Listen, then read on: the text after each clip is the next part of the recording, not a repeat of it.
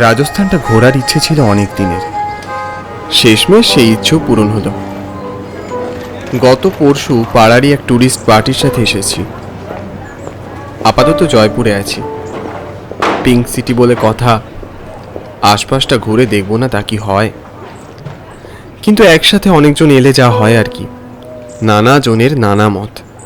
কেউ বলে হাওয়া মহল যাব, কেউ বলে যন্তর মন্তর, আবার কেউ ঘরে বসে দিন কাটিয়ে দিতে চায়। তাই আজ সকালে এসব উপেক্ষা করে একাই বেরিয়ে পড়েছি জয়পুরের বাজার দর্শনের আশায়। অসাধারণ কারুকার্য করা বড় বড় মহল জুড়ে জামা কাপড়, জুতো, ব্যাগ, নানা হস্তশিল্প, আরও বিভিন্ন রকম জিনিসের সম্ভারে গোটা বাজার ছেয়ে আছে। भैया ये कितने का है? अरे बहुत ही कम दाम है भैया, इससे सस्ता पे आपको कहीं भी नहीं मिलेगा। पहले इसका प्राइस तो बोलिए। सिर्फ 1000 रुपया। बाप रे, इतना महंगा? ठीक से दाम लगाइए, मैं 2 लूंगा। अब 2 ले या 3 ले, मारे को एक ही दाम देना है। थर्रा को लेना है तो लो, नहीं तो आगे का रास्ता देख लो। रख लो आपका बैग, हम नहीं लेंगे। অন্যদিকে দোকানে যাব সেই মুহূর্তে পিছন থেকে কারোর কণ্ঠস্বর শুনলাম, এদিকে আয় বিতান, আমি দিচ্ছি। অবাক হলাম। বাংলা এমন জায়গায় এভাবে কে ডাকছে? খানিক দূরে একটা দোকানে নীল জব্বা পরা একটা লোক, নির্লিপ্তর চোখ দুটো আর মুখে মুচকি হাসি। এগিয়ে গেলাম। কে বলুন তো আপনি? আমায় কিভাবে চিনলেন? লোকটা আরো জোরে জোরে হাসতে শুরু করলো। এতক্ষণে খেয়াল হলো এ তো কুশল। কুশল, তুই এতদিন পর এখানে? কি ব্যাপার? সে অনেক গল্প, সেসব না হয় নাই জানলি। माँ जी को कौन सा दवाई दूं भैया? तू जा, मैं आता हूँ। একটা স্থানীয় লোক কাছে এসে কুশলকে ফিসফিস করে কি সব বলল, বুঝতে পারলাম না। বিতান, তুই একটু বস, আমি আসছি। না মানে, তুই কোথায় যাচ্ছিস? একটু বস না, আমি যাব আর আসবো। ও চলে গেল। নিজের চোখকে বিশ্বাস হলো না। আমি কি ঠিক দেখলাম নাকি স্বপ্ন? খানিক পরে বিশ্বাস হলো এটা স্বপ্ন নয়। কুশল আমার পাড়ার ছেলে। যখন আমার 15-16 বছর বয়স, একদিন ও আর ওর বোন মায়ের হাত ধরে আমাদের পাড়ায় এসেছিল। খুব ছোটতেই ওদের বাবা মারা যান। ওর মা সেলাই স্কুলের দিদিমণি ছিল। ছোট ছোট চুল, মোটা ফ্রেমের চশমা আর বড় টিপ পরতো কপালে। ওরা আমাদের পাশের বাড়িতেই ভাড়া থাকতো। ওর একটা ছোট বোন ছিল, কাব্য। সে এখন কোথায় তা জানি না, তারও কোনো খবর নেই। ছেলেটার মধ্যে একটা অদ্ভুত ক্ষমতা ছিল। আমাদের পাড়ার ছেলেদের বন্ধু বানিয়ে নিতে মাত্র একটা দিন সময় লেগেছিল ওর। আসলে কুশল এমনই, এমন এমন কথা বলতো, ওকে ফিরিয়ে দেওয়ার সাধ্য আমাদের কারোর ছিল না। अरे भैया जी, ये कारपेट कितने का? বলতে পারবো না দাদা। अजीब आदमी है ये। अरे कैसा कैसा आदमी। লোকটা গজ গজ করতে করতে চলে গেল। কুশল যে আমাকে ফেলে কোথায় চলে গেল এরকম একটা বাজারের মধ্যে রেখে। সামনে দেওয়ালে টাঙানো রবি ঠাকুরের অসাধারণ সেলাইয়ের কাজ করা চাদরটা দেখে বুঝলাম রবীন্দ্রপ্রেমী ছেলেটার মধ্যে আজও একইভাবে বিরাজমান রবি ঠাকুর। কি জানি আগের মতো আজও অগোচরে একলা বসে সংলাপ আওড়ায় কিনা রবি ঠাকুরের রক্ত করবে সেই লাইনগুলো। অমন কথা বলো না নন্দিনী। নন্দিনী, নিষ্ঠুর হও না। এই গাছটি থাক আমার একটি মাত্র গোপন কথার মতো। বিশু তোমাকে গান শোনায়, সে তার নিজের গান। এখন থেকে তোমাকে আমি ফুল জোগাবো, এ আমারই নিজের ফুল। রবীন্দ্র জয়ন্তী উপলক্ষে সেবার পাড়ায় একটা সাংস্কৃতিক অনুষ্ঠানের আয়োজন করা হয়েছিল। নাটকে কুশলের সেই অভিনয় আর কাব্য। ও পড়াশুনোতেও যেমন ভালো, তেমনই ওর গানের গলা। সেই সন্ধ্যায় ওর গান শুনে পাড়ার সবাই স্তম্ভিত হয়ে গিয়েছিল। এত সুন্দর রবীন্দ্রসঙ্গীত গাইতো মেয়েটা, সেসব দিনগুলি ভোলার নয়।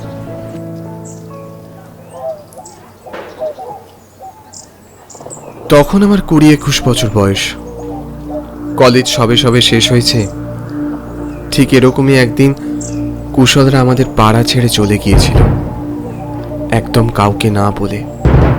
যদিও তার অবশ্যই একটা বিশেষ কারণ ছিল, জানি না সেসব এখন আর মনে রেখেছে কিনাও। এই সরি, এতক্ষণ তোকে বসিয়ে রাখলাম। আরে না না, ঠিক আছে। কেমন আছিস? ওই চলে যাচ্ছে। যাগে, কি নিবি বল? কার্পেট নিবি? সব হাতের কাজ করা। না মানে এগুলোর দাম। আমি তোকে দাম নিয়ে চিন্তা করতে বলেছি? কিন্তু কুশল। না, কোনো কিন্তু নয়। তুই কি নিবি শুধু বল। আমার তো তোর দোকানে সবই ভালো লাগছে। বাহ, ওই আয়নাটা তো চমৎকার। মুখ ফুসকে বেরিয়ে গেল কথাটা। আয়নার কথা শুনতেই স্তব্ধ হয়ে গেল কুশল। মনে হলো সেই ঘটনার দাবানলে আজও জ্বলছে ও। এখনো হয়তো ওর হৃদয়ের ক্ষতবিক্ষত স্থানগুলো রক্তপাত হয় প্রতি রাতে। সেদিন ছিল চৈত্রের এক সকাল। তুমুল কোলাহলের শব্দ শুনে বারান্দায় এসে দাঁড়াতেই এক ভয়ানক পরিস্থিতির সাক্ষী হয়েছিলাম আমি। ওদের বাড়ির সামনে অনেক লোক ভিড় করে দাঁড়িয়ে আছে, আর পাড়ার কিছু মাতব্বর লোকেরা ওদের ঘরে ঢুকে সমস্ত জিনিসপত্র ভাঙচুর করছে, ছুঁড়ে ছুঁড়ে বাইরে ফেলছে সব। এই ঘটনার কারণ যদিও আমার অজ্ঞাত ছিল না, তবে বিশ্বাসও ছিল না আমার তাতে। দিন চারেক আগেই পাড়ার এক বাড়িতে চুরি হয়েছিল, কিছু গয়নাগাটি আর সাথে একটা দামি আয়নাও। কুশলরা গরিব ছিল, তাই সবার সন্দেহ ওদের ওপরই পড়ে। আর নতুন কি, চারদিকে ঢিঢি পড়ে গেল যে সেদিন জামা কাপড় ডেলিভারি দিতে গিয়ে চুরিটা নাকি ওর মা করেছে, আর এসব তারই পরিণতি। কুশলকে দেখেছিলাম কাব্যকে আঁকড়ে জড়িয়ে ধরে চুপ করে চোখের জল ফেলতে বাইরে দাঁড়িয়ে।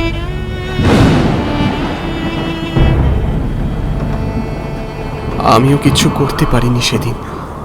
কি বা করতাম? হাত গুটিয়ে দাঁড়িয়ে দেখা ছাড়া আমার যে কোনো উপায় ছিল না। তারপর থেকে কুশল, কাব্য আর ওর মাকে ওই পাড়ায় আর কোনোদিন দেখা যায়নি। এই নে। আয়নাটাকে ভালো করে প্যাকিং করে আমার হাতে দিল কুশল। তোকে তাহলে কত দেব? ধুর পাগল, এতদিনে আমায় এই চিনলি? টাকা পয়সা লাগবে না। কুশল, সেদিনের ঘটনার জন্য আজও আমার খুব খারাপ লাগে রে। আহ, ওসব ছাড়, যা হওয়ার হয়ে গেছে। আমি ওসব কিছু মনে রাখিনি। কাব্য আর কাকিমা ওরা কোথায়? মা চলে গেছেন অনেক বছর হয়ে গেল। ওখান থেকে আসার কিছুদিনের মধ্যেই একটা স্ট্রোকে একদম বিছানায় পড়ে যান, প্যারালাইসিস। আর 6 মাসের মতো বেঁচেছিলেন। তারপর ভাগ্যের চাকা ঘুরতে ঘুরতে এখানে এসে পড়লাম। বোন ঠিক আছে। ওর বিয়ে দিসনি? ভেবেছিলাম, ও আমাকে ছেড়ে যেতে চায় না। সারা জীবন আমি তো আর থাকবো না বল। পাগলি মেয়ে, এসব বোঝে না, জেদ করে। তেমন ছেলে পেলে নিশ্চয়ই বিয়ে দেব। আর তুই তুই বিয়ে করবি না? বিয়ে? কি যে বলিস না তুই। আমি কাদের সাথে থাকি দেখবি? আয় আমার সাথে। দোকান থেকে বেরিয়ে ডান পাশে সরু গলির শেষ প্রান্তে চুন সুরকির গাঁথনি দেওয়া একটা ঘর, সেখানেই ঢুকলো কুশল। ভিতরটা বেশ খোলামেলা। দেখলাম বেশ কিছু বৃদ্ধা ওই ঘরের মধ্যে। কেউ চৌকিতে শুয়ে ঘুমোচ্ছেন, কেউ বা জানলা দিয়ে বাইরের আকাশ দেখছেন। একটা মেয়ে এক বৃদ্ধাকে হাতে করে খাইয়ে দিচ্ছে। খুব সাধারণ, কিন্তু তার মধ্যেও কি যেন একটা উজ্জ্বল ভাব সেই মেয়েটার মুখে। কাব্য, দেখ কে এসেছে। বিতান। বিতানকে মনে আছে তোর? ও, বিতানদা, বসো বসো। কেমন আছো? ভালো রে, তুই অনেক বদলে গিয়েছিস কাব্য। তুমি এখানে ঘুরতে এসেছিলে? হ্যাঁ, এই ঘুরতে এসেছি, কালই চলে যাব। কুশল, এনারা? এনারাই আমার পরিবারের লোক বলতে পারিস। এখন এই আমাদের ছোট্ট সংসার। এক মাকে হারিয়ে আমি এতজন মাকে পেয়েছি রে বিতান। জীবনে এগিয়ে চলার জন্য এই মানুষগুলোর ভালোবাসা, আশীর্বাদই আমার শক্তি। ওর উত্তরে কি বলবো ভাষা খুঁজে পেলাম না। দেওয়ালে ঝোলানো আয়নাটায় নিজের মুখটাকে দেখে বড় ঘৃণা হলো। নিজের কাছে নিজে খুব ছোট হয়ে গেলাম। আমরা কি করতে পারলাম ওদের জন্য? আমরা কি চাইলে পারতাম না ওদের মতো রত্নদের ধরে রাখতে? জানি না। মাথা হেঁট করে চুপিসারে ঘর থেকে বেরিয়ে এলাম। ঠিক তখনই জানলার কাছ থেকে কাব্যের গাওয়া রবি ঠাকুরের ওই গান ভেসে এলো। কাঁদালে তুমি মোরে ভালোবাসারি ঘায়ে, কাঁদালে তুমি মোরে নিবিড় বেদনাতে, পুলক লাগে গায়ে, কাঁদালে তুমি মোরে। তোমারও অভিসারে যাব গম পারে, চলিতে পথে পথে বাজুক ব্যথা পায়ে, কাঁদালে তুমি